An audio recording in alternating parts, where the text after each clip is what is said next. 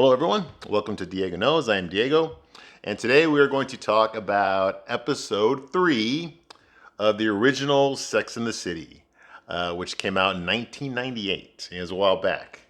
All right, so we're going to talk about episode 3 of the original Sex and the City, back when the show was good. All right. As most of you know, I'm Diego, and what I'm trying to do here is I'm trying to give you a straight man's perspective on the show. I used to watch the show. I've watched every single episode. I've seen both movies. I'm even watching the new show. I'm reviewing that when it comes out too. But I do remember, like back in the 90s when the show first came out, in the early 2000s, I remember this was a show that all the girls that I worked with were talking about. I used to work at a restaurant in downtown Chicago. So I lived in a big city. And I worked in the big cultural area of Chicago, all the skyscrapers, all the tourist attractions. It was all right there where I worked. All the hotels, the clubs, all that stuff was there.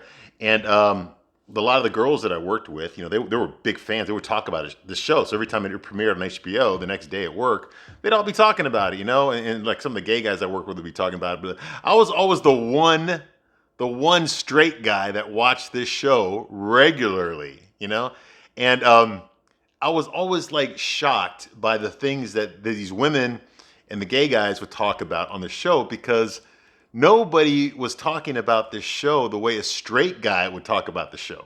Okay? Like what would a straight guy think about these episodes? I mean, we're talking about heterosexual sex here, right? Okay?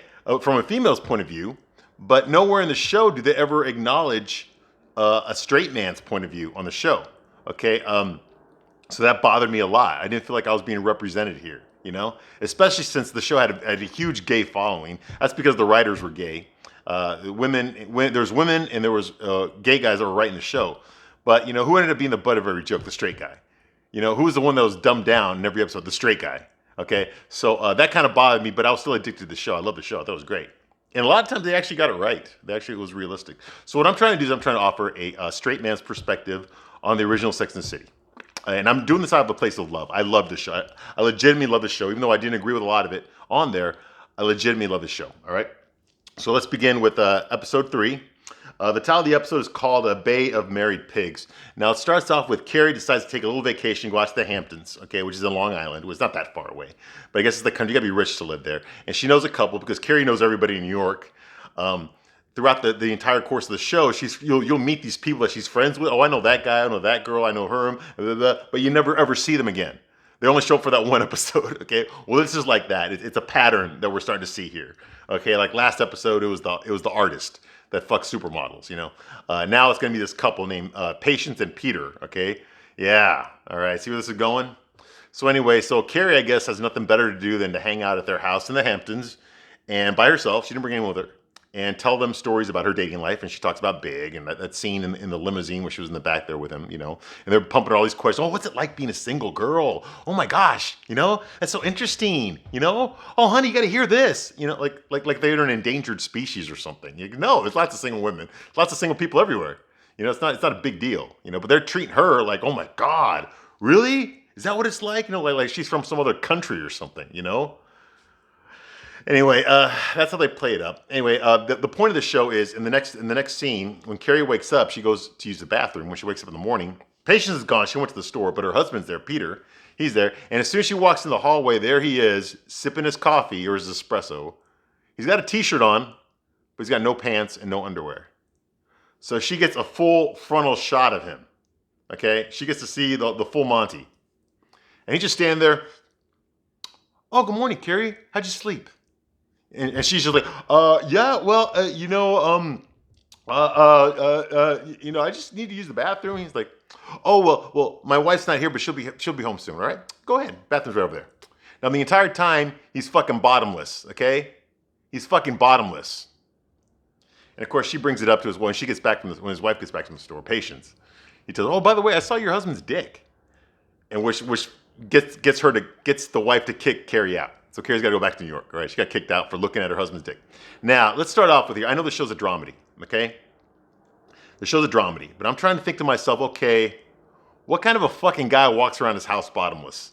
Okay, yes, I have walked around my house nude, okay? But that's when there's nobody here, okay? And sometimes, like when I was living with my girlfriend or whatever, yeah, we walked around nude all the time. As long as there's no kids or guests here, it's our place, right? We can do that. You have the right to do that, okay? But if I knew if I knew that like one of my wife's friends was here, this has happened before, where when my girl's friend comes from out of town and she stays with us because it's cheaper than getting a hotel. On incidents like that, if I gotta like leave my room for whatever, knowing that there's a guest in the house that could come out of the room at any moment or be in the living room at any moment, I'm gonna be dressed. I'm gonna have a t-shirt on and shorts on at least. I might be barefoot, but I'm gonna have a shorts, t-shirt on at least.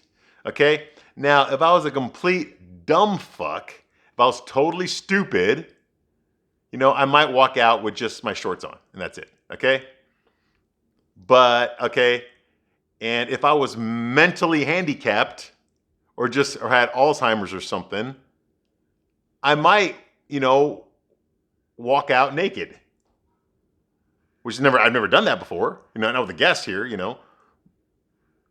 Now, something that I would never do, which is complete fucking bullshit, is that I would wear a t-shirt and nothing else and walk into my living room knowing there's a guest in the house and just sip my coffee standing in the hallway waiting for my guest to come out of the room.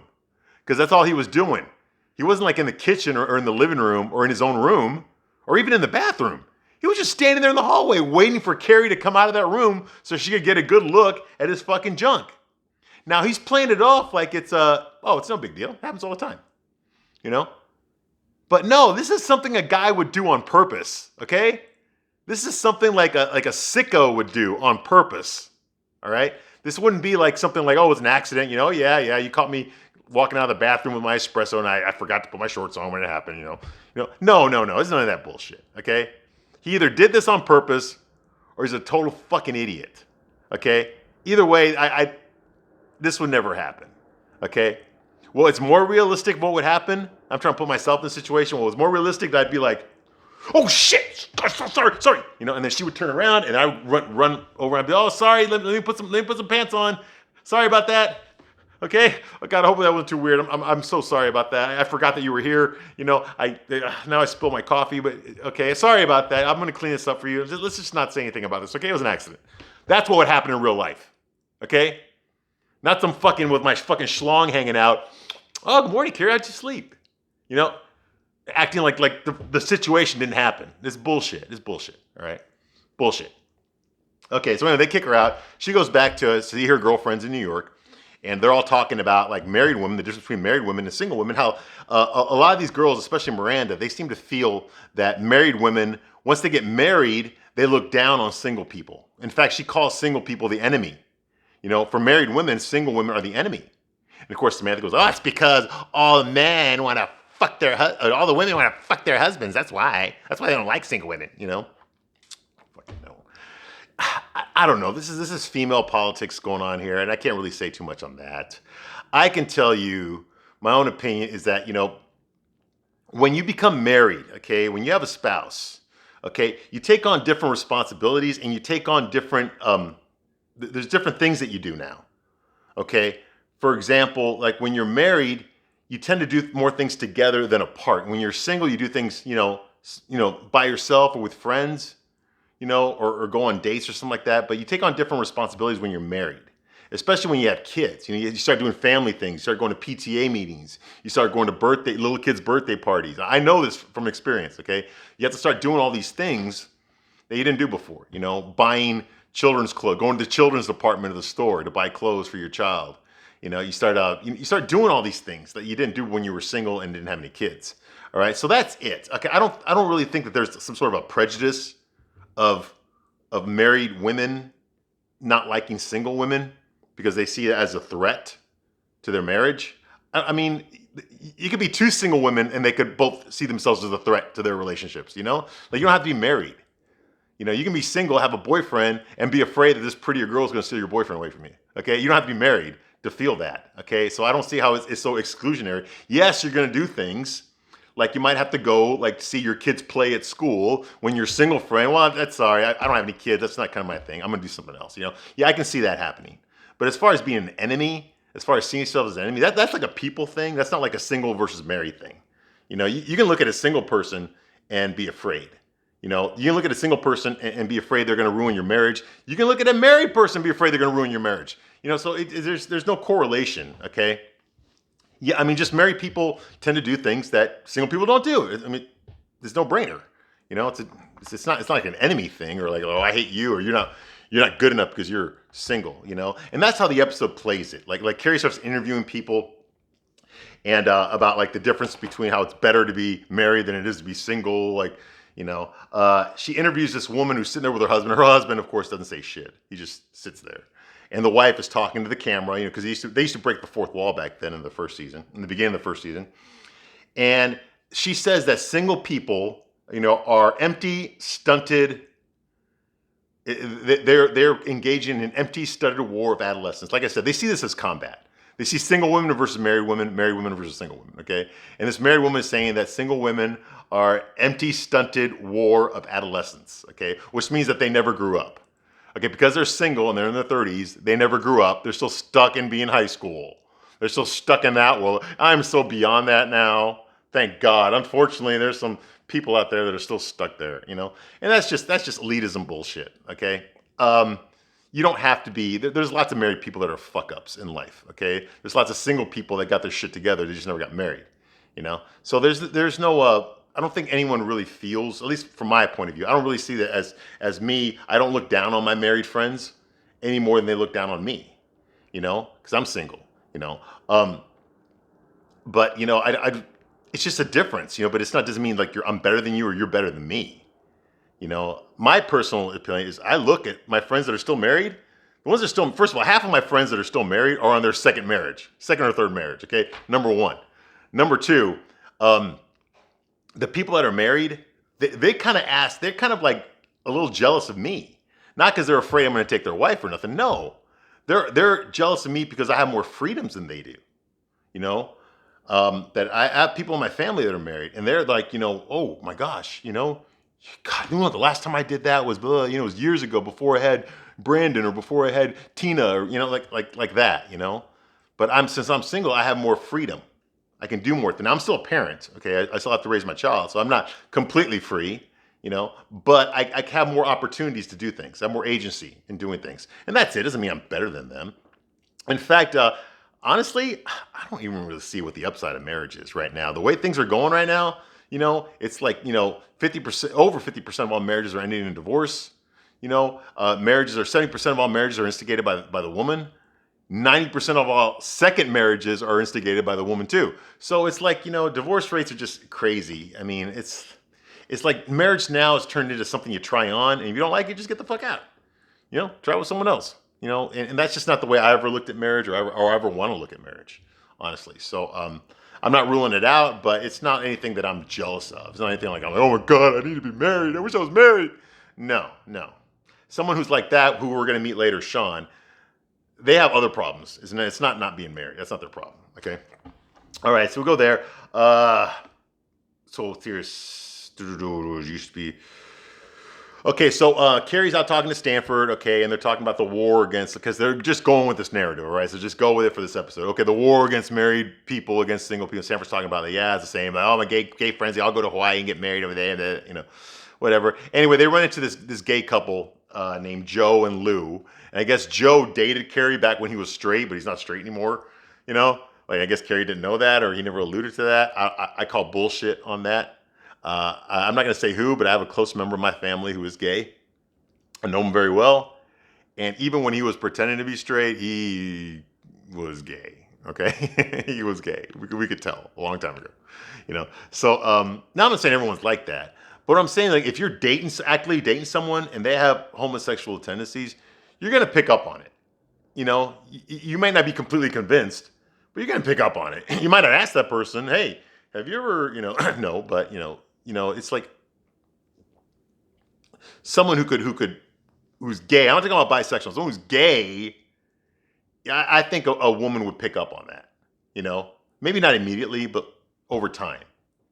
Same thing with a man, Say if a man dated a woman who's gay, he'd be like, oh, well, that kind of thing. All right, but I don't know. This is just my opinion. I'm sure there's people out there that, oh, no, there's no way we knew at all. It shocked everybody, that kind of thing. I'm sure that exists too. All right. So And then they something stupid about they just look, you just run into your friend that you haven't seen in years and go like, you know what, Carrie, we want you to use your egg so that we can, in vitro a child. Would you like to do that? We'll pay for everything. Here's my card. Call me. Like you don't do that in real life. Okay, I know it's a dramedy, but that's just stupid. Like, come on, you're just trying to make jokes out of stuff like this, and it's not working. It's not working for me. Okay, Miranda is in her softball team from her law firm. She's not a partner yet. She's still like a lowly lawyer working for a law firm. But one of the partners, Charles, he or actually one of her coworkers automatically assumes that because she got short red hair that she's gay and she's single, that she must be gay.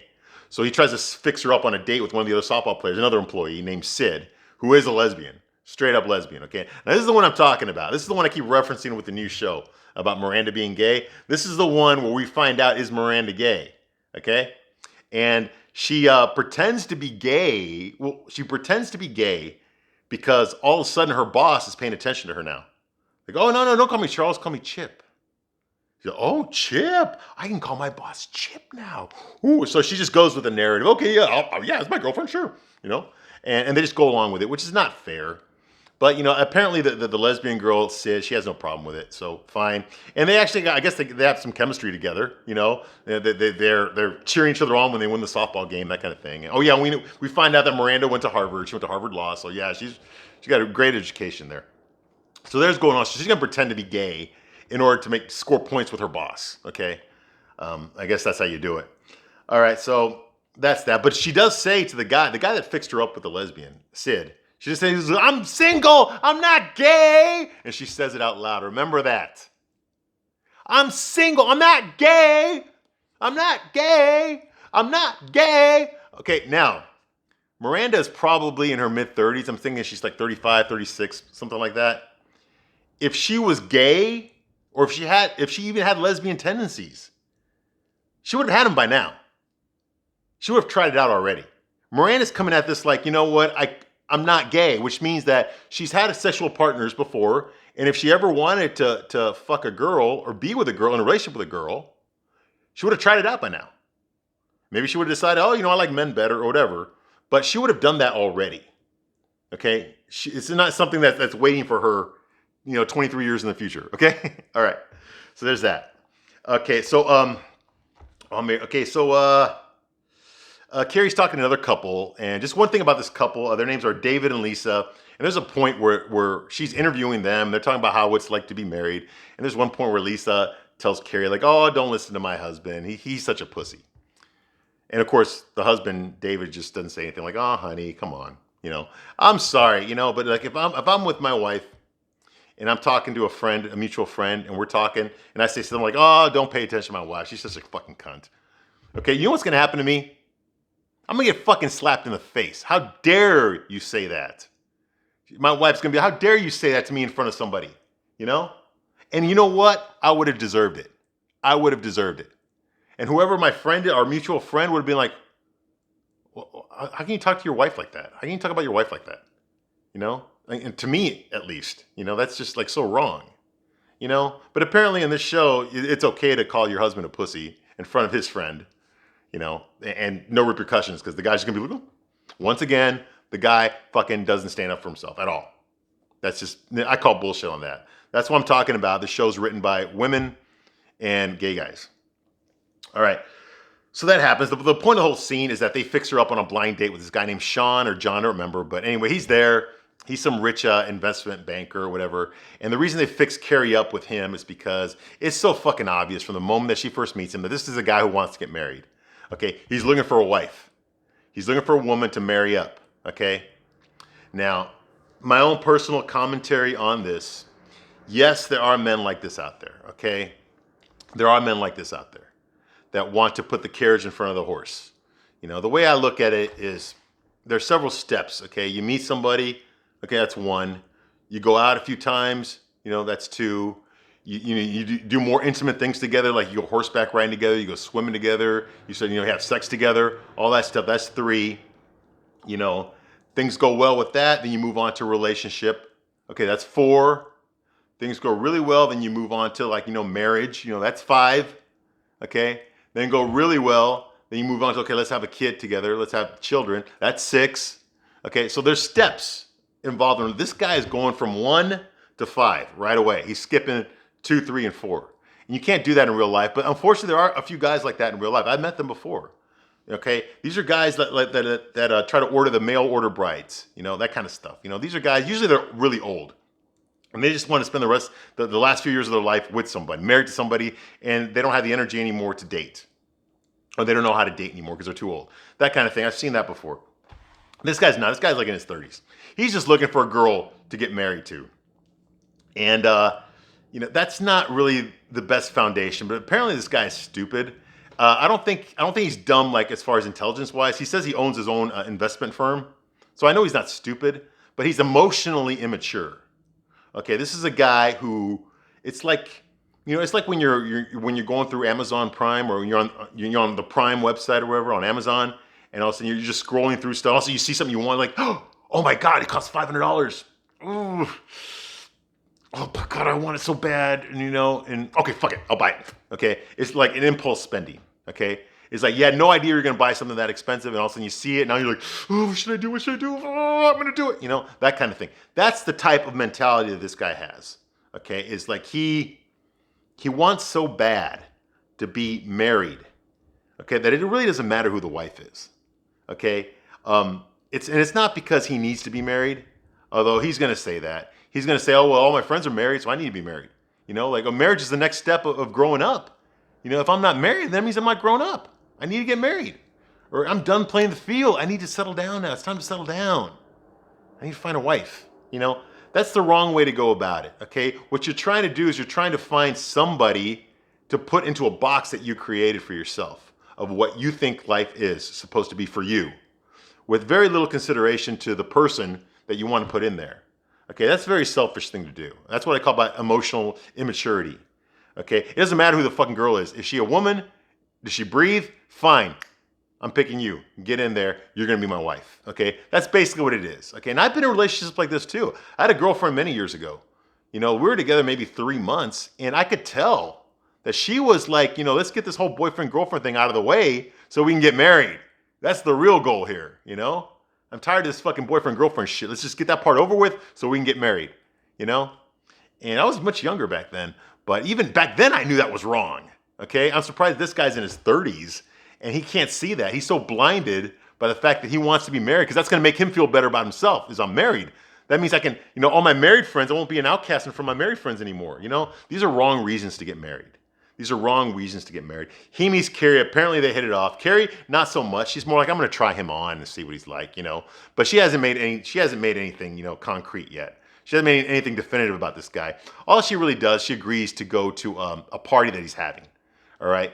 Now, meanwhile, Miranda's going to a different party. She's going to a party with the lesbian girl, Sid. And they're pretending to be gay. And she does this so she, like I said, she can get points with her boss. We don't really know too much about that. We know that they go to the party and we see what happens afterwards. But that's it. What does happen afterwards, though, is when they leave the party, Miranda decides to fess up to her boss, Chip, and tell, hey, I'm not gay. Okay, her and I are not together. We just did this because we thought that, you wanted it. We thought that, you wouldn't invite us to this party if you thought that I was straight and she was gay. And, I didn't want to do that, so I came over here, and I'm sorry I lied to you. And then the boss is like, Chip, he's all like, oh, I understand. That sucks. Well, my wife really wanted to make friends with the LGBTQ community, and now I guess we can't. Oh, well, bummer. Bye. Which is another thing, okay? In other words, it's a check mark. It's like, okay, my wife wanted to find a gay couple to be friends with, and we thought you'd be perfect for it, but I guess not. My bad. We'll find another gay couple. Bye. Once again, the superficiality, just the putting labels on people. Okay, people are individuals. Okay, the fact that they're gay or straight has nothing to do with who they are. Okay, you can be gay and be a good person. You can be gay and be an asshole. You can be straight and be a good person. You can be straight and be an asshole. Okay, it's more important who you are inside, not who you're fucking. It's not as important as who you are inside, as the type of person that you are. Okay? When you start looking at people, when you can't see past their sexuality, okay, you're making judgment calls on people, okay? And that is a form of discrimination, okay? if I look at somebody and all I care about, first thing I care about is who they're fucking, okay, there's something wrong with me in the way I look at people. All right? There's something wrong with that. Okay, and that's what they're doing here. Is they're looking at Miranda as like, well, she's not important to me if she's straight, but if she's gay, then yeah, I want to get to know you. Because we don't have any gay friends.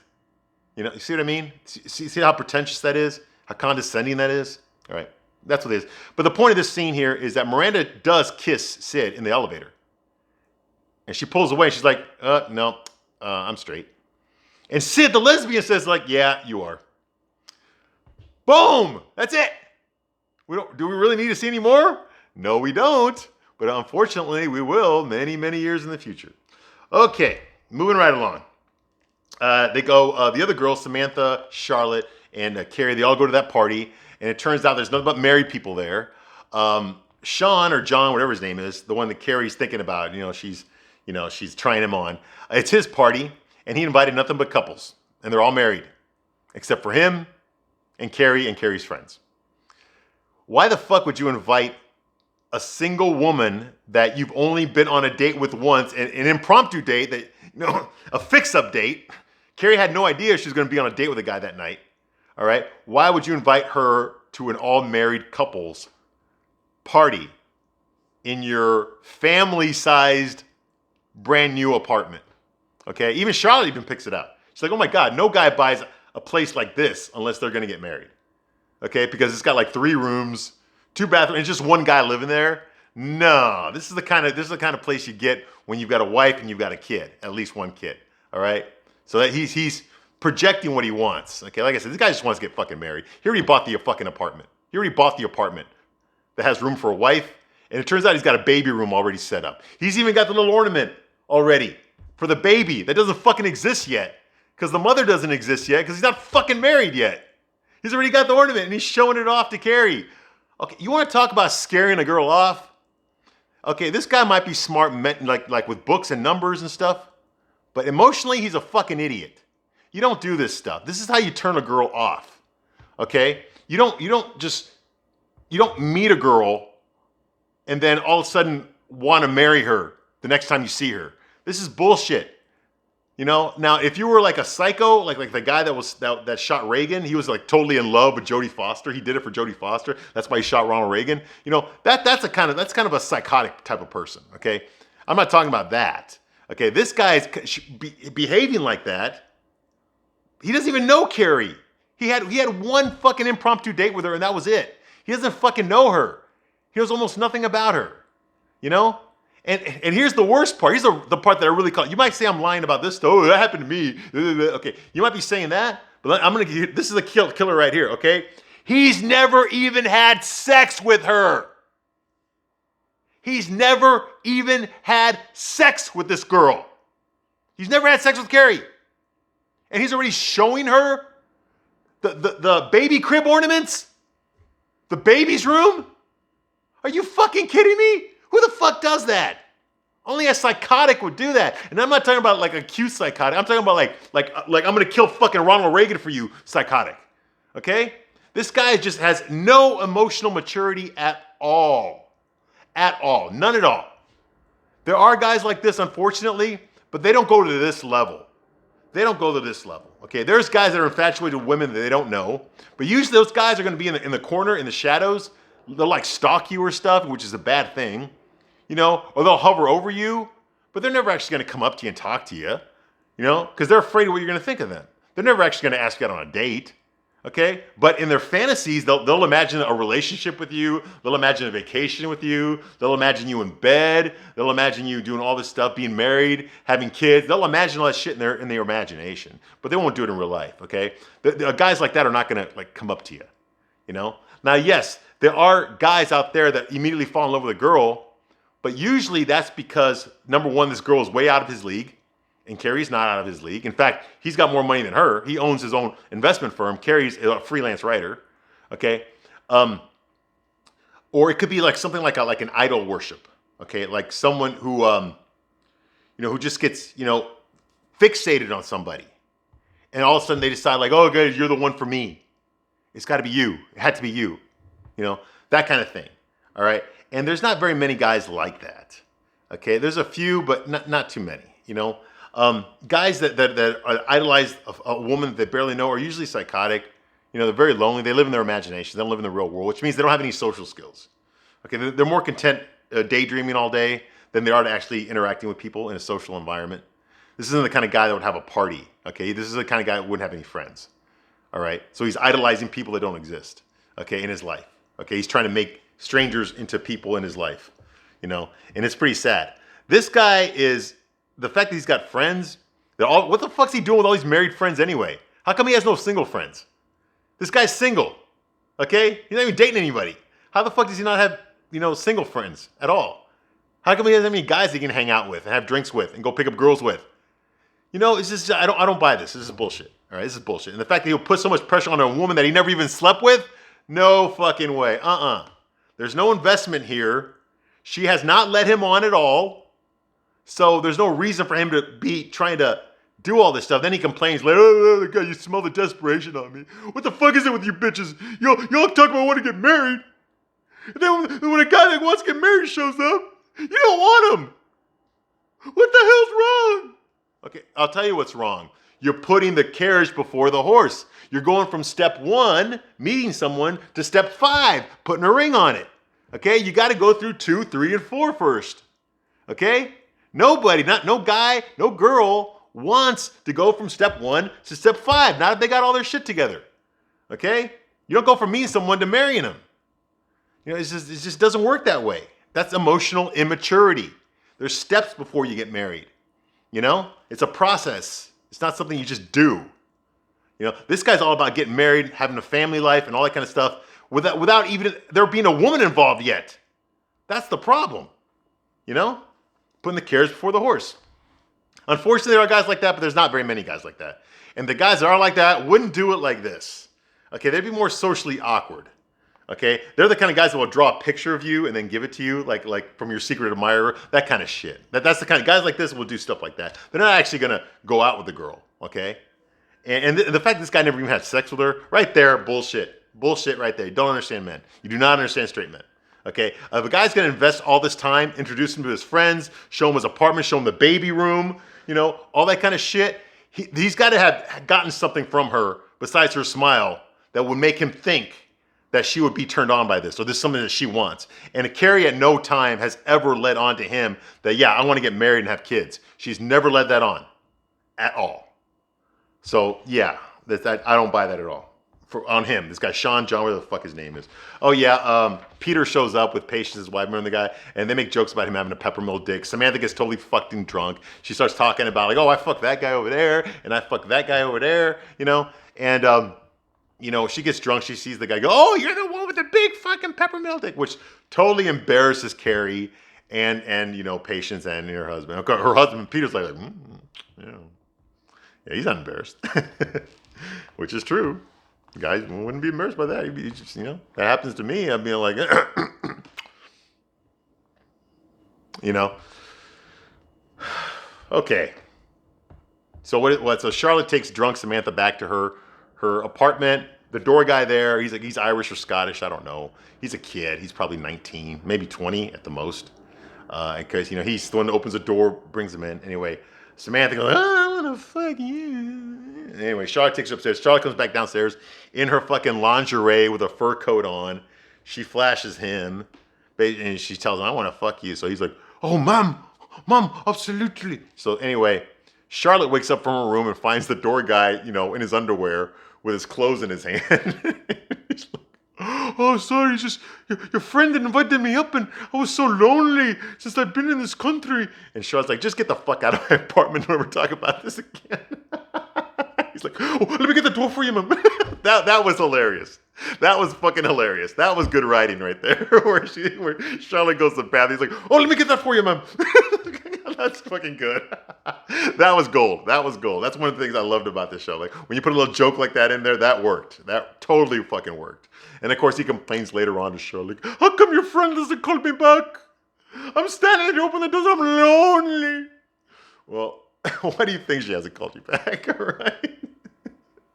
Desperate men. These are desperate men in this episode. These are desperate men. Women, stay away from desperate men. They care more about what they can get than what they can give you. Stay away from desperate men. Unfortunately, they are out there. Okay. You can't set up for marriage before a relationship. If it was Charlotte, American Classic. Okay, so finally, I guess Carrie lets Sean know she doesn't want to see him anymore.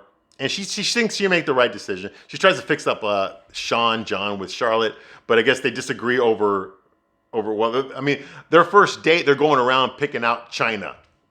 All right, like that's the shit married people do, but no, they're doing it on their first date. All right, now I don't remember Charlotte ever being in a fucking hurry to get married either. Now all these women are open to love, except for Samantha, she's not open for love. But the other women are open to love. They're open to fall in love with a guy, and then eventually, if things go really well, to get married. So they're not necessarily against marriage, but none of them have met that guy yet that they know well enough that they want to go to that next level with. You see, none of them are in like a serious relationship.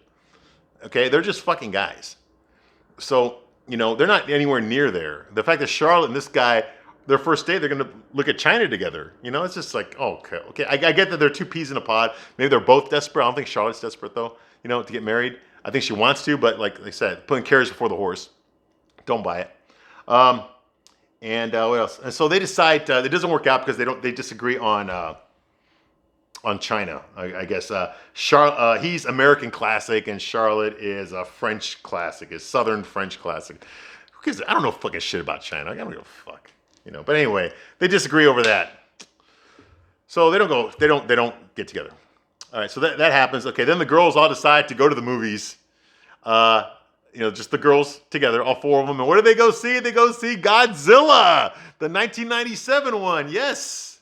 Who, by the way, Carrie's real-life husband, Ferris Bueller himself, Matthew Broderick, was the star of that movie, Godzilla 97.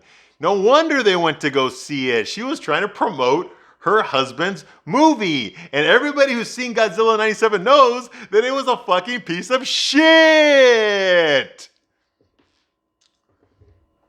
But the girls did go see it. So I guess points to them. All right, well, that's the end of the episode, all right? Thank God. It wasn't one of the better episodes, but you're starting to get the taste of the show, about what the show's about, the over-the-top characters, the dramedies, all these characters that are friends of Carrie's that you never see again. They only show up in one episode, and you never see, even though she says, oh, my great friend from the Hampton. No, they're not. All right, they're just plot devices there to instigate whatever the plot is of the episode, whatever the topic of the episode is. In this case, married people against single people, which I don't really see there's a war there at all. But maybe in the 90s there was. I don't know. Times have changed since then. At least now. Now marriage isn't what it used to be back then, and back then it wasn't what it used to be 20 years before that either. So times are always changing. Anyway, so that's the episode.